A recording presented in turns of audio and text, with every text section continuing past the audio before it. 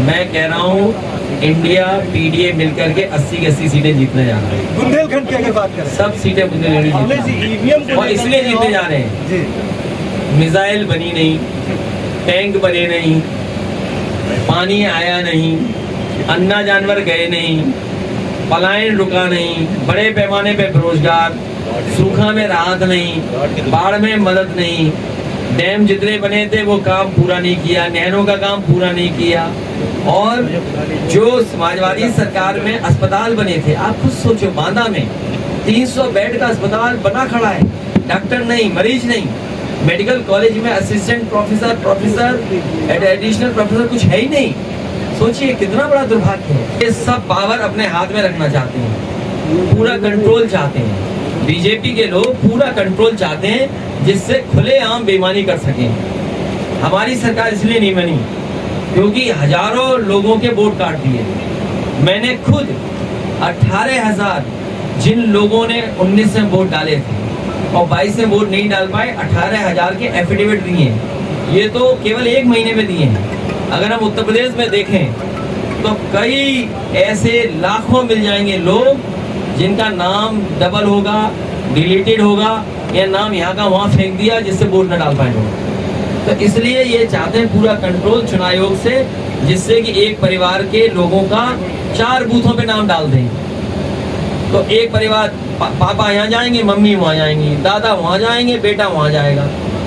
ये रणनीति है इनकी, चुनाव आयोग का कब्जा करना। परिवार के जितने सदस्य होंगे उन सबको अलग अलग बूथ में वोट डालना पड़ेगा।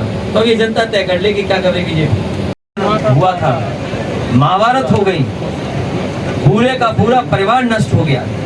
और सोचिए मणिपुर में केवल 2 तस्वीरें आई हैं। एक कारगिल शहीद, कारगिल का युद्ध करने वाला जवान, उसके परिवार की महिला के साथ जो घटना हुई। आप किसको मानते हैं? तो ये जो घटनाएं हो रही हैं, तो हमारी संस्कृति कभी इन चीजों को स्वीकार नहीं कर सकती है। और हमारी पौराणिक कथाएं, हमारे तमाम धर्म हमें ये सिखाते हैं कि जिनकी सरकार में जिन लोगों ने ऐसा किया उनको सजा मिली है।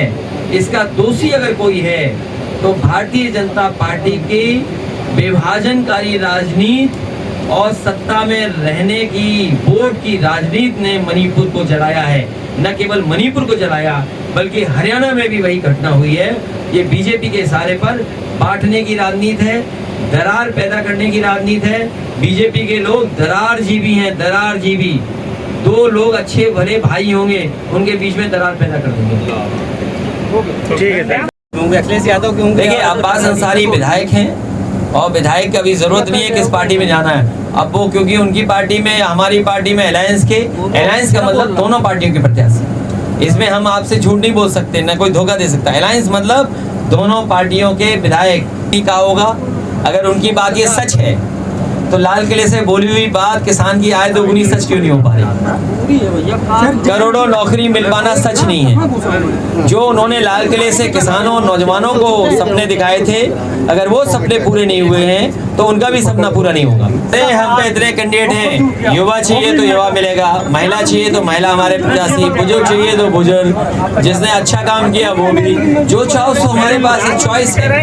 बहुत सारे दूल्हे हैं। सवाल ये नहीं है, उनके दल में देखो दूल्हा दूल्हे से भिड़ा जा रहा है, इंजन से टकरा रहा है, और जो कभी डब्बे थे वो इंजन बने घूम रहे हैं। 80 की 80 सीटें जीतने जा रहा है अलायंस। वो समय चला गया है। आप बीजेपी से आग से मत खिलिए, बीजेपी की आग से। बीजेपी जानबूझ करके चाहती है कि इस तरह की बहस हो जिससे मुख्य मुद्दों पे बहस न हो पाए। जैसे अभी मैं सड़क से जाऊंगा फतेहपुर तक, तिंदवारी बाजार में इतना जानवर हमें दिखा, आप कल्पना नहीं कर सकते। अगर मैं मुख्यमंत्री जी से कहूँ कि अन्ना जानवर घूम रहे हैं तो वो कहेंगे नंदी घूम रही है। सोचो आप, जब मुख्यमंत्री जी को नंदी दिख रही तो फिर किसी की जान ही नहीं जा रही है, किसी का खेती नहीं खा रहे, फिर उसकी सेवा करनी चाहिए। तो मैं तो यहाँ के प्रशासन से कहूँगा कि ट्रक में सब नंदियों को मुख्यमंत्री आवास भेज दें कालिदास मार्ग पे। कांग्रेस क्या कह रही है उस पर हम नहीं कह सकते। समाजवादी पार्टी की साइकिल यहाँ चल रही है और घोसी में जनता इस बार समाजवादियों की साइकिल को ऐतिहासिक वोट देने जा रही है। देखिए महबूबा जी क्या कह रही हैं, लेकिन एक चीज़ आपको मैं बता दूं, आपको अभी कुछ दिन पहले जो चर्चा हो रही थी कि पाकिस्तान और चीन मिल कर के एक इकोनॉमिक जोन बना रहे हैं, एक्सप्रेसवे हाईवे बना रहे हैं। देखिए अगर दुनिया के मुकाबले आपको अपना विकसित देश देखना है तो आपको आसपास क्या व्यापार हो रहा है उस पर भी नज़र रखनी पड़ेगी। चीन बाजार नहीं, आपकी सीमा भी सिकोड़ दे रहा है, सीमा को भी आपको अंदर धकेल रहा है। इसलिए जिन देशों से खतरा है वो खतरा पहचानिए, और खतरा ये बीजेपी नहीं पहचानती है, इसीलिए हमारे और आपके साथ धोखा हो रहा है। इसीलिए हम चाहते हैं कि जागरण ये जो चल रहा है हमारा लोक कल्याण लोक जागरण कार्यक्रम, इसके माध्यम से हम जनता को जगाना चाहते हैं कि आज चीन न केवल हमारा बाजार कब्जा कर रहा है बल्कि हमारी सीमाओं को कब्जा कर रहा है। और वो दिन दूर नहीं, वो जो लेक देखी थी आपने 3 इडियट्स में, अभी मानसरोवर आप जाते हैं चाइना के वीज़ा लेकर के, जब आप लेक देखने जाएंगे या शूटिंग के लिए जाएंगे आपको चाइनीज़ वीज़ा चाहिए होगा, और चाइनीज़ वीज़ा नहीं होगा तो वो लॉन्ग रेंज से वहीं से आपका इलाज कर देंगे। बताओ, लेक के किनारे बैठ गए आकर के। तो ये बात आपको उठानी चाहिए।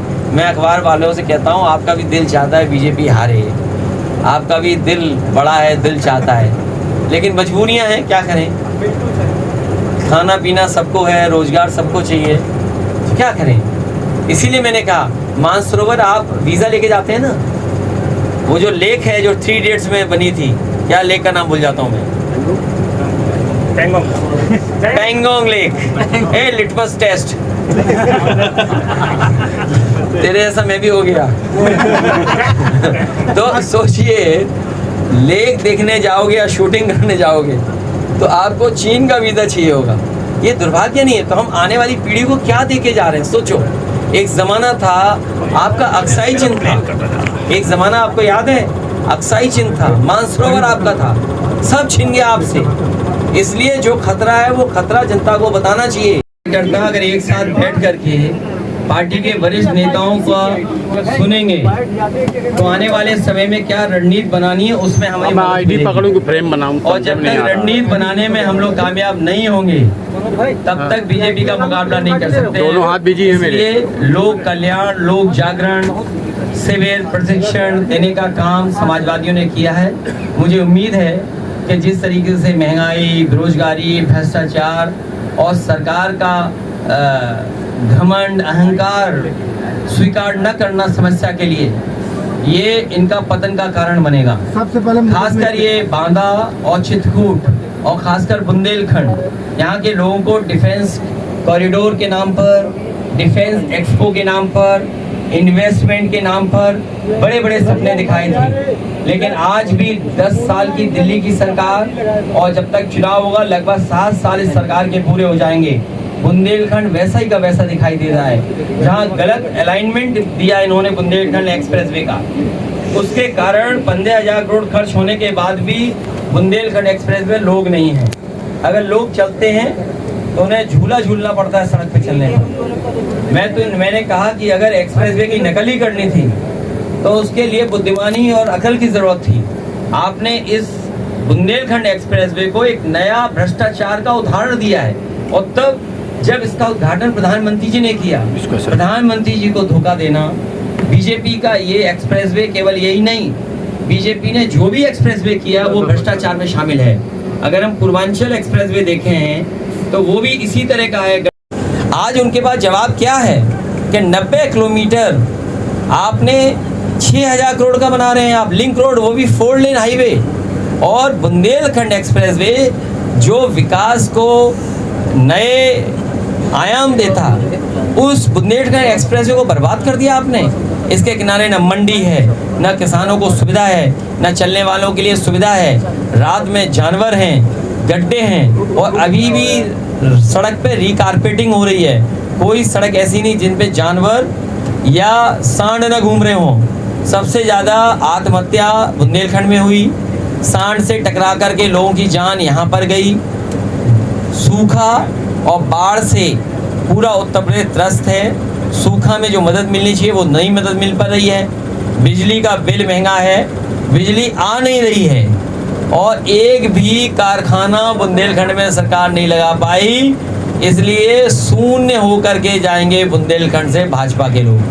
लगातार सब पर मुकदमा लेके जा रहे हैं, पत्रकार हों या सब पर हो, सपा के हों, क्या कहेंगे? ये भारतीय जनता पार्टी का अहंकार है जो अधिकारियों से मिलकर के सरकार चला रहे हैं। ये अधिकारी बदल जाते हैं, जब दूसरी सरकार आएगी तो इनके पीछे मुकदमे लगा देंगे। मैं सवाल ये है कि अन्याय इनकी सरकार में बढ़ा है। बुलडोजर की कार्रवाई पे जो घमंडिया बोल रहे वो खुद घमंडिया। बुलडोजर की कार्रवाई पे आप क्या कह रहे हैं? बुलडोजर में दिमाग नहीं होता, स्टीयरिंग होता है और इनको सोचना चाहिए। लखनऊ जैसी राजधानी में सबसे ऊंची ऊंची इमारतें बीजेपी के लोगों की हैं और मुझे जानकारी मिली है बहुत सारी ऊंची इमारतें इल्लीगल हैं। अगर 2 छत का घर इल्लीगल हो सकता है केवल 1 फीट छज्जा बाहर निकालने से, तो सोचो जो 10 मंजिल की, 5 मंजिल की, 6 मंजिल की बिल्डिंगें होंगी वो कैसी लगेंगी जब गिरेंगी तब। ये कोई बड़ा काम नहीं है। उत्तर प्रदेश में लोक भवन समाजवादियों ने बनाया, अटल जी के नाम पे कर दिया, हमें कोई आपत्ति नहीं, वो प्रधानमंत्री बड़े नेता रहे, लेकिन कम से कम उनके गांव में तो कुछ बना देते। तो ये जो नाम बदलने की जो संस्कृति है ये हमारे मुख्यमंत्री से दिल्ली वाले प्रधानमंत्री सीख रहे हैं। दारा सिंह चौहान घोसी से चुनाव लड़ रहा है, इस्तीफा देने के बाद फिर विधायकी ही लड़ रहा है। इस बार वहाँ पर समाजवादी पार्टी ऐतिहासिक वोटों से जीतेगी। सर अब्बास अंसारी को लेकर ओम प्रकाश राजभर का कहना है कि एक्सीडेंटल विधायक है, इसको लेकर क्या देखिए ये वही तो है ना जिन्होंने कहा कि पूरी दुनिया में सबसे ज़्यादा झूठ बोलने वाला प्रधानमंत्री देश के, सबसे झूठ बोलने वाले मुख्यमंत्री उत्तर प्रदेश के। सोचो बीजेपी के बारे में, जिसने बीजेपी को बुरा भला कहा हो उसको गले लगा लिया, उससे गले मिल गए ये लोग बीजेपी के लोग। तो ये उनकी गलती नहीं है, ये दुर्भाग्य है बीजेपी का।